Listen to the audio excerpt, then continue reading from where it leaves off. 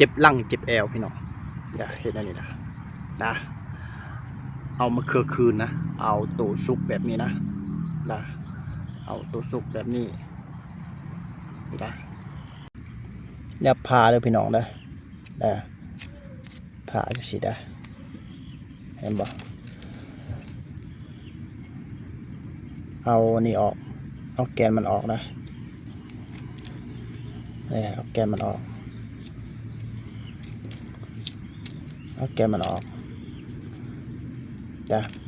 เห็นตัวสีเขียวมันบ่ตัวนี้นะให้ขูดเอาตัวสีเขียวนี่อย่างเดียวนี่เอาตัวนี้แหละเอาตัวสีเขียวนี่เอาน้อยเอาหลายที่ตามอายุคนที่ใส่ตามอายุผู้ป่วย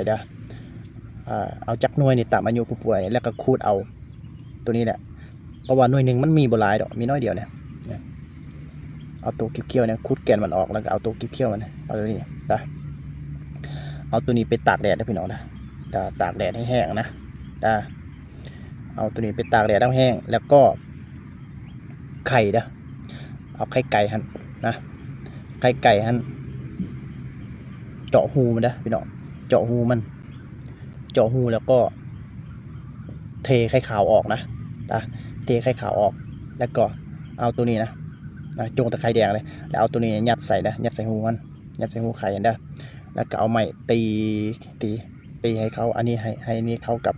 บไข่แดงนะแล้วก็เอาไข่นั้นไปเผาไฟเผาให้มันไหม้เป็นฐานนะพี่น้อง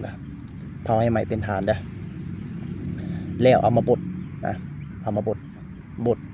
ให้เป็นพงนะพี่น้องบดให้เป็นพงแล้วใส่ในขวดเก่าสวดขวดเหลา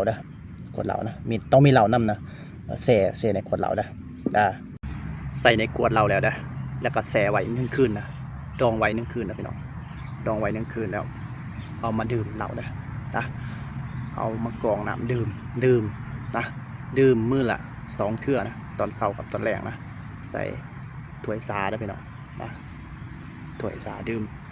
มื้อละ2 ถ้วยเช้าตอนเช้ากับตอนแลงดื่มติดต่อกัน1 เดือนพี่น้องบ่ถึงกันติดเหล้าดอกติดต่อกันสัก1 เดือนอาการปวดหลังปวดแอวจะหายไปผู้ใดอายุต่ำกว่า20 ปีบ่ควรดื่มบ่ควรเฮ็ดสูตรนี้หรือว่าผู้ใดกินเหล้าบ่ได้หรือว่าบ่กินเหล้าให้บดแล้วผสมกับน้ำผึ้งปั่นเป็นก้อนซ้ำนิ้วก้อยซ้ำนิ้วก้อยซ้ำนิ้วก้อยแล้วก็เฮ็ดจังซี่กิน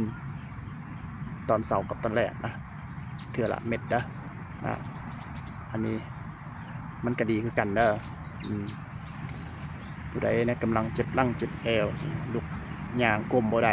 อยากเฮ็ดชุดนี้เสียไป